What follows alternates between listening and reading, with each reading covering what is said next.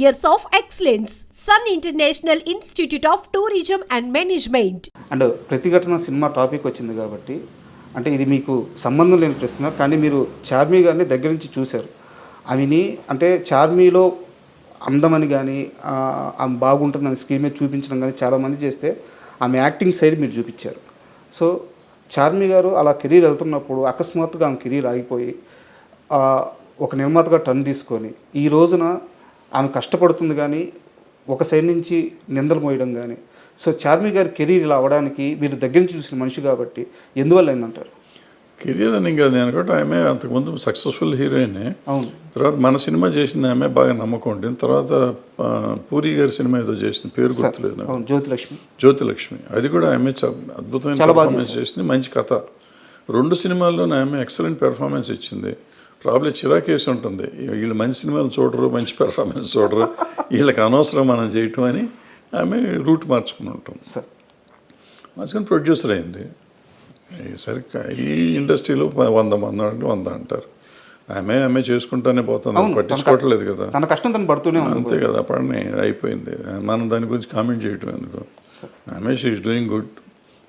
డబ్బులు సంపాదించినప్పుడు సంపాదిస్తున్నారు, పోగొట్టినప్పుడు పోగొట్టిన ప్రొడ్యూసర్ అనే వాళ్ళకి తప్పదయ్యాను. సార్ మీరు సినిమాలు చేసేటప్పుడు మీ తరంలో, అంటే తరం అంటే మళ్ళీ మీ ఏజ్ గుర్తు చేయడం అది కాదు నా ఉద్దేశం, మీరు సినిమాలు చేసేటప్పుడు సార్ హీరోలని విపరీతంగా ఆరాధించేవాళ్ళు. అయితే దాంట్లో ఎలాంటి ఒక ఫేక్ ఉండేది కాదనమాట. అంటే ఎవరో పక్క నుంచి జనాలను పుల్ చేయడం అలాంటిది ఏమి ఉండేది కాదు. హీరో రోడ్ల మీదకి వస్తే దేవుళ్ళుగా చూసేవాళ్ళు.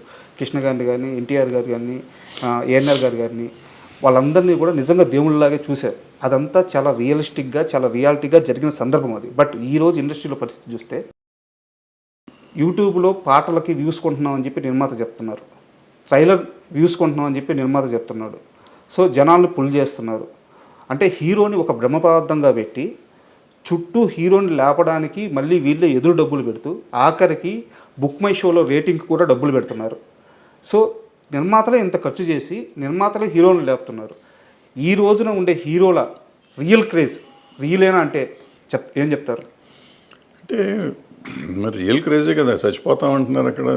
పచ్చబొట్లు పొడిపించుకుంటున్నారు చేతుల మీద, కాళ్ళ మీద, మెడ మీద, బొడ్డు మీద, అన్ని చోట్ల పొడిపించుకుంటున్నారు, గుండెల మీద, ఇన్ని చోట్ల పచ్చబొట్లు పొడిపించుకుంటున్నారంటే రియలేనే కదా.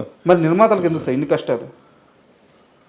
ఇప్పుడు మీరు ఒకటి అడుగుతున్న ప్రశ్నలోనే సమాధానం ఉంది మీకు.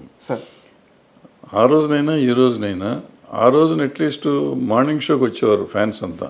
ఈరోజు ఫ్యాన్స్ ఇంత పెద్ద ఫ్యాన్ ఫేర్ ఉన్న సినిమాలు కూడా కొన్ని సినిమాలకి మార్నింగ్ షోనే ఫుల్ అవట్లేదు. అవును. ఇది పెద్ద హీరోలు అని చెప్పబడే వాళ్ళ సినిమాలు కూడా. అంటే మరి దాంట్లోనే అర్థమైపోతుంది. మళ్ళీ అక్కడేమో హయ్యెస్ట్ ఫ్యాన్స్ ఉన్న హీరో అంటారు వాళ్ళు.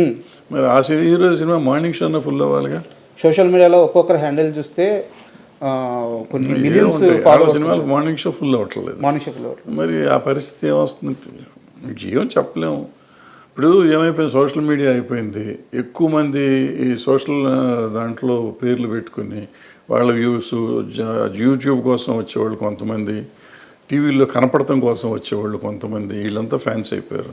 నిజంగా ప్యాషనేట్గా ఆయన కోసం, పలానా హీరో కోసం నేను ప్రాణం ఇస్తాననే వాళ్ళు బయటికి చెప్పేవాళ్ళే కానీ ఇచ్చేవాళ్ళు తక్కువ. 10%, 20% ఉంటారు. గతంలో ఏంటంటే 80% వాళ్ళు ఉండేవారు, 20% పబ్లిసిటీ కోసం వచ్చేవాళ్ళు. పబ్లిసిటీ లేకపోతే దానివల్ల అడ్వాంటేజ్ తీసుకుందాం అనుకునేవాడు. ఇప్పుడు శోభన్ బాబు గారికి, కృష్ణ గారికి, ఈ రోజుకి ఎన్టీ రామారావు గారికి, నాగేశ్వరకి ఈ రోజుకి ఇంకా ఫ్యాన్స్ అట్టాగా ఉన్నారు. వాళ్ళందరికీ 70 ఏళ్ళు 80 ఏళ్ళు వచ్చినా వాళ్ళు ఈ రోజుకి వాళ్ళ డబ్బులు పెట్టుకుని ఫంక్షన్లు చేస్తారు. కృష్ణ గారికి ఏ ఊళ్ళో పెడితే ఆ ఊరిలో విగ్రహం పెడుతున్నారు ఇప్పుడు వాళ్ళ సొంత డబ్బులతో.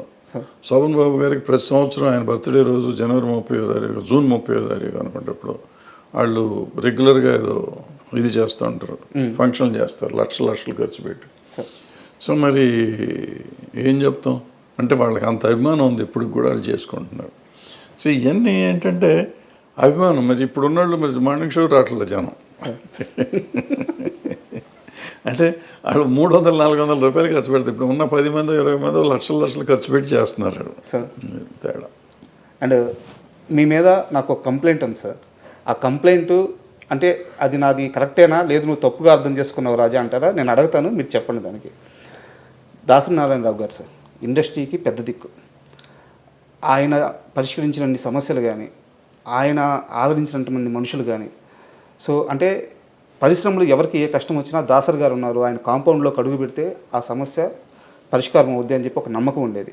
అయితే దాసర్ గారి చుట్టూ కొంత వలయం ఉండేది మీలాంటి వాళ్ళు. ఆ సమస్యల్ని ఫస్ట్ విని ఫిల్టర్ చేసి దాసర్ గారి దగ్గరికి తీసుకెళ్ళింది మీలాంటి వాళ్ళే, ముగ్గురు నలుగురు ఉన్నారు. సో ఇక్కడ అన్ని వింగ్స్ గురించి మీకు ఒక అవగాహన ఉంది. ఈ రోజున ఇండస్ట్రీలో దాసర్ గారి స్థానాన్ని ఎవరు రీప్లేస్ చేయలేరు. అది నేనే కాదు, మీరు కాదు, అందరూ చెప్తున్నమాట. ఎందుకంటే స్టార్స్ ఉన్నారు కానీ చిన్న చిన్న కార్మికుల కోసం సమయాన్ని వెచ్చించలేరు వాళ్ళు అని చెప్పి ఉన్నారు. నా కంప్లైంట్ ఏంటంటే మీ విషయంలో చిరంజీవి గారితో మీకు క్లోజ్ అసోసియేషన్ ఉంది, బాలకృష్ణ గారితో క్లోజ్ అసోసియేషన్ ఉంది, మోహన్ బాబు గారితో క్లోజ్ అసోసియేషన్ ఉంది. సార్ ఇక్కడ ఇండస్ట్రీ అంటే ఏంది అనే పరిస్థితి నిజంగా సమాధానం లేదు.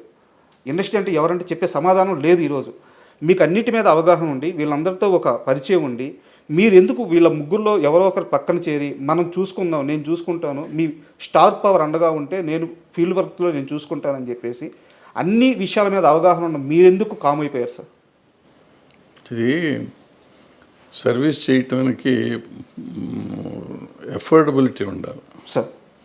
నేను ఇందాకే చెప్పాను, ఫస్ట్ క్వశ్చన్లోనే చెప్పాను, జీవితం నిజ జీవితం వేరు, ఈ మీరు మాట్లాడుకోవటం వేరు సార్.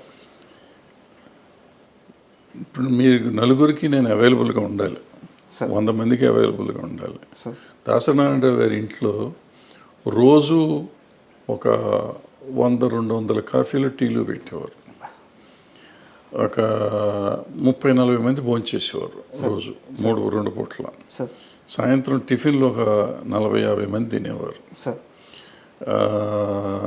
ఆయన నెలకి ఒక 15-20 మందికి నెల డబ్బులు పంపించేవాడు. సంబంధం లేకపోయినా మీరు ఇందాక అడిగారు కష్టాలు ఉన్నవాళ్ళు అని చెప్పి, అటువంటి వాళ్ళు తెలిసిన వాళ్ళకల్లా డబ్బులు పంపించేవాడు నెల కవర్లు వెళ్ళి. న్యూ ఇయర్ రోజు డబ్బులు ఇచ్చేవాడు, అయ్యప్ప మాలేసినప్పుడు డబ్బులు ఇచ్చేవాడు, ఏదో రకరకాలు చేస్తూ ఉండేవారు. ఇది కాకుండా సమస్యలకి చేస్తూ ఉండేవారు. మళ్ళీ పెళ్ళిళ్ళని పెటాకులని పోయినప్పుడు వచ్చినప్పుడు ఇస్తూ ఉండేవారు. ఇందులో ఏ ఒక్కటి నేను చేయలేను. నేను ఒక్కళ్ళకి రోజు ఇప్పుడు ఫర్ ఎగ్జాంపుల్ మీరు సమస్య ఉండి వచ్చారు, మీకు మంచినీళ్ళు కూడా నేను ఇవ్వలేను సార్. పూర్వకాలంటే మంచినీళ్ళు ఫ్రీగా వచ్చాయి, ఇప్పుడు మంచినీళ్ళు వాటర్ బాటిల్ కొనాలి. వాటర్ బాటిల్ కొంటే 10 రూపాయలు అవుతుంది. మీకు మంచినీళ్ళు ఇస్తే నేను 10 రూపాయలు ఖర్చు పెట్టాలి. సమస్య మీది, ఖర్చు నాది. నేను పెట్టే పరిస్థితిలో లేను, నేను చేయలేను అంత. సో చేతకాని విషయంలో జైలు పెట్టి ఎవరికి న్యాయం చేయలేను. ఫర్ ఎగ్జాంపుల్ మీరు చెప్పిన పలానా హీరోతో అసోసియేట్ అయ్యి చేయమన్నారు. సో నేను దగ్గర రోజు ఆయన ఇంటికి వెళ్ళాలి, అది మా ఇంట్లో ఉండాలి. మా ఇంట్లో ఉంటే చెప్పిన ఖర్చులు నేను భరించలేను. ఆయన ఇంటికి వెళ్తే ఆయన చిరాకు పడతాడో చూసుకుంటాడో తెలియదు. వాళ్ళ ఇష్టాలు ఉండాలి, వాళ్ళ సైడ్ నుంచి అది ఉండాలి. మన సైడ్ నుంచి మనం వెళ్ళి దాన్ని బలవంతంగా రుద్దకూడదు. ఇప్పుడు దాసనారాయణరావు గారితో కూడా నేను ఇక్కడ దాసనారాయణరావు గారు ఒక స్టేజ్లో నేనే ఇక్కడ ఉండేవాడిని, నారాయణరావు గారు తర్వాత వచ్చారు ఇక్కడికి. సో ముందు నేను నా దగ్గర చేస్తూ ఉన్నవాళ్ళు ఆయన వచ్చిన తర్వాత ఆయన ఆల్రెడీ మాకు చాలా మెడ్రాస్లో చేస్తున్నారు కాబట్టి ఆయన దగ్గరికి నేను ఇద్దరం ఆయన నన్ను పిలిచి ఇక్కడ హైదరాబాద్ విషయాలు నాకు ఎక్కువ తెలుసు కాబట్టి నన్ను అడిగి చేసేవారు. సో అందుకని మీరు అన్నట్టు అందరూ నా దగ్గరికి ముందు నుంచే వచ్చేవారు కాబట్టి మళ్ళీ వస్తూ ఉండేవారు. అన్న సార్కి చెప్పండి అనేవారు. నేను చేయగలిగిన నేనే చేసేవాడిని, ఆయన దగ్గరికి తీసుకెళ్ళేవాడిని కాదు. లేదంటే ఆయనతో అవసరం అయితే ఆయనతో చెప్పించేవాడిని. సో ఇప్పుడు మీరు అడిగిన ప్రశ్నకి సమాధానం, ఇప్పుడు దాసనారాయణ లేరు, ఆ ఖర్చు భరించేవాళ్ళు లేరు, అంత కాంపౌండ్ లేదు ఇక్కడ, ఎక్కడ మన దగ్గర ఇల్లు లేదు, ఈ జరగని పనులు ఇవన్నీ. మరి ఎవరు సార్ ఇండస్ట్రీ పెద్ద? ఇప్పుడు ఇంకా పెద్ద అనేది ఉద్యోగం కాదు, ఇది ప్రెసిడెంట్ ఆఫ్ ఇండియా లాగా పోస్ట్ కాదు అది. ఆయనకి తెలియకుండా ఇప్పుడు ఒక మనిషి ఒక దాసనారాయణరావు అవ్వలేడు నాకు తెలిసి. ఎవరు? ఒక దాసనారాయణరావు కానీ ఒక ఎన్టీ రామారావు కానీ అసలు ఈ ప్రపంచంలో భూప్రపంచంలో ఇంకోళ్ళు అవరు, ఇంపాసిబుల్ అది. ఎన్టీ రామారావు అన్న కొంతమంది అవ్వగలరేమో కానీ దాసనారాయణరావు ఇట్స్ ఇంపాసిబుల్ ఇక అవటం. అది మనిషి మానవ మాత్రుడి వల్ల కాదు. అది ఒక మనిషి అన్ని పనులు చేయలేడు. ఆయన ఏంటి writer, director, actor, distributor, exhibitor, producer, lyric writer, dialogue writer, story writer, paper editor, politician, MP, తర్వాత మినిస్టరు, ఇది కాకుండా కాపు సంఘం వాళ్ళ గొడవ, అక్కడ నాయకుడు ఏది కాదు. ఈ సినిమా ఇండస్ట్రీలో పంచాయతీలు అసలు ఒక రోజునని 6 షూటింగ్లు 7 షూటింగ్లు జరిగిన రోజులు ఉన్నాయి. ఈ రోజుల్లో కూడా పంచాయతీ చేసేవాడు. మనిషికి ఎట్ట కుదురుతుంది? 6 సినిమాలకి డైలాగులు రాలి. ఒక సంవత్సరంలో ఆయన 12 సినిమాలు 14 సినిమాలు రిలీజ్ అయినాయి. ఓ మనిషి 14 సినిమాలు ఎట్ట రిలీజ్ చేయగలడు సంవత్సరంలో? షూటింగ్ ఎన్ని చేయాలి? నెలకు ఒక సినిమా తీసేయగలడా ఎవడన్నా? ఇవాళ తీస్తానికి 3 ఏళ్ళు పడుతుంది ఒక సినిమా తీస్తానికి. కథ రాయడానికి 2 ఏళ్ళు పడుతుంది. 6 నెలలు లేకపోతే కథ రాయమంటున్నారు ఇప్పుడు కొత్త డైరెక్టర్లు అందరూ. ఇప్పుడు ఈ పరిస్థితుల్లో ఆయన ఎట్ట చేసేవాడు ఏంటి? అలాంటి మనిషి అసలు రాడు. ఇవన్నీ ఉండగా పంచాయతీలు చేయటం, ఇప్పుడు నేను చెప్పిన యాక్టివిటీస్ కాకుండా పంచాయతీలు చేయటం, వీళ్ళందరి కష్టాలు వినాలి కదా. వచ్చినాడు ప్రతివాడు కష్టం వినాలి. షూటింగ్ చేస్తాడా? ఇప్పుడు ఆయన పక్కన 4 ఫ్లోర్లో షూటింగ్ జరుగుతుంది. 4 ఫ్లోర్లో షూటింగ్ సంగతి చూడాలా, లేకపోతే నా బోటి వాళ్ళకి డైలాగులు రాసి పెట్టేవాడు అది చూడాలా, లేకపోతే ఈ వచ్చిన పంచాయతీ చూడాలా, లేకపోతే ఈ కాపు సంఘం మీటింగ్ చూడాలా, ఏది చూడాలి? అందరూ అక్కడ బయట వెయిటింగ్లో ఉండేవారు. మానవుడికి సహజం అది కుదురుతుందా? ఇవాళ మీరు చెప్పే ఎవరికన్నా ఏ పెద్దలకన్నా కుదురుతుందా? చేయగలరా? ఇంపాసిబుల్. అది గురించి మర్చిపోండి.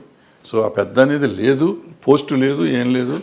ఆయనకి ఏదో వచ్చేసింది, జరిగిపోయింది, ఇంకెప్పుడు జరగదు ప్రపంచంలో. అది ఆయన తెచ్చుకుంది కాదు, ఆయన స్వభావం వల్ల స్వభావం వల్ల వచ్చింది ఆయన. ఇప్పుడు నేనే వెళ్ళాను సినిమా ప్రాబ్లం వస్తే, ఆయనకి నాకు పరిచయమే లేదు, వెళ్ళిపోయి ఏదో ఆయన చేసి పెట్టేవాడు. సో అట్లా ఎవరో మళ్ళీ వస్తారని అనుకోవటం దురాశ, జరగదు.